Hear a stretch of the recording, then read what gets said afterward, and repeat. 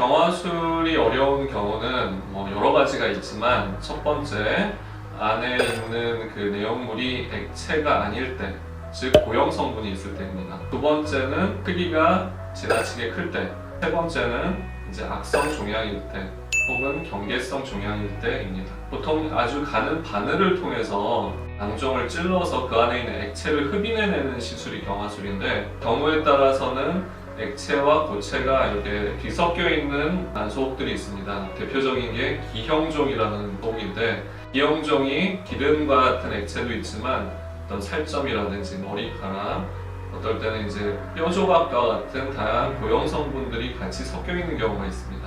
불행 중 다행으로 만약 상당 부분이 액체라면 경화술을 시행을 할 수가 있겠지만, 많은 부분이 고체, 고형 성분일 경우에는 경화술을 시행하기보다는 수술적인 치료를 고려하는 것이 좋겠습니다. 지나치게 크기가 클 때 경화술은 또 어려울 수가 있는데, 크기보다는 악성이냐 양성의 정도가 중요하겠습니다. 하지만 아무래도 크면 클수록 우리가 흡인해내야 되는 어떤 액체의 양이 많아지고, 또 그거를 이제 배사시키기 위해서 쓰는 경화제의 양이 많아지게 됩니다. 따라서 폭이 50cm 이상 이렇게 클 경우에는 우리가 한 번에 끝나지 못할 경우가 있고, 처음에는 흡인해내는 것을 우선으로 하고, 그 다음에 두 번째 크기가 줄었을 때 치료하는 개념으로 하는 경우도 있습니다.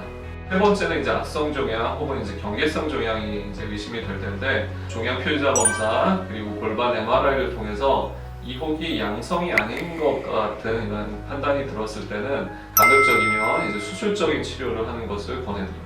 경화술에 대해서 갖는 좀 오해 같은 것이 있는데, 보통 이제 수술에 비해서 재발률이 높다라는 것입니다. 근데 사실 잘 치료가 됐을 때는 경화술이든 수술이든 사실 재발률은 똑같습니다. 보통 난소 낭종은 한 3, 4년 안에 재발될 확률이 약 30에서 40%입니다.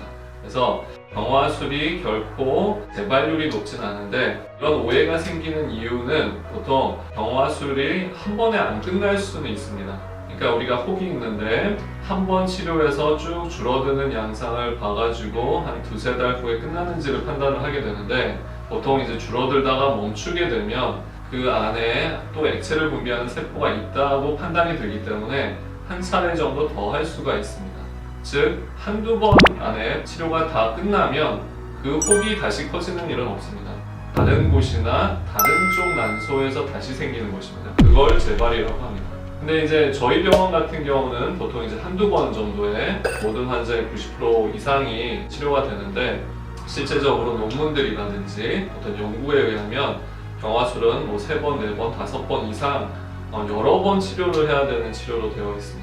노하우와 이제 경험이 쌓이고 여러 가지 이제 데이터가 쌓이다 보면 그 횟수를 점점 낮출 수가 있습니다. 경화술을 시행하면 그 난소 낭종은 그냥 물이 빠진 물풍선처럼 됩니다. 즉 쪼글쪼글한 상태가 되고, 물풍선이라면 그 형태를 계속 유지를 하겠지만 무생물이기 때문에 살아있는 우리 인체 조직인 난소는 그 안을 채우고 있던 공간이 점점 쭈그러들어서 없어져서 다시 이제 속이 꽉 찬 난소, 살덩어리 형태가 이제 되는 것입니다. 그게 보통 한 2, 3개월에 걸쳐서 일어나게 되는데, 따라서 우리는 한 달에 한 번 정도씩 난소 낭종이 잘 줄어드는지를 보통 이제 초음파를 통해서 확인을 하게 됩니다. 경화술을 한 후에는 한 달에 한 번씩 정도 오셔가지고 난소 낭종이 잘 줄어들고 있는지를 이제 확인하고 관리하는 것이 중요하겠습니다. 경화술을 하면 유착이 된다라는 또 이제 궁금증이 많이 있습니다. 보통 우리가 바늘로 이제 낭종을 찔러가지고 그 안에 있는 액체를 뽑아내고 알코올을 넣어서 다시 치료한 다음에 알코올까지 제거하는 것이 경화술이기 때문에 내용물이 새거나 아니면 경화제인 알코올이 누출이 되거나 하는 거를 이제 걱정을 하시는 겁니다.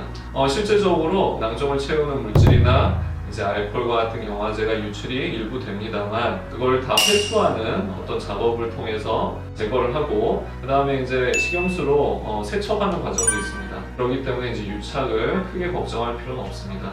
실제적으로 복강경 수술을 할 때도 난소 낭종을 제거하면서 내용물이 이제 골반 안에 다 이렇게 이제 묻게 되고, 그걸 이제 제거하는 과정이 있습니다. 대동소이하다고 보시면 되고, 복강경에 비해서 경화술이 유착이 많이 생긴다는 것은 잘못된 정보라고 할 수 있겠습니다. 당연히 이제 그 시술을 잘하는 의사 선생님께서 경화술을 시행할 때는 누출된 어떤 물질이라든지 알코올을 잘 회수를 하기 때문에 크게 이제 유착에 대해서 걱정하실 필요는 없겠습니다.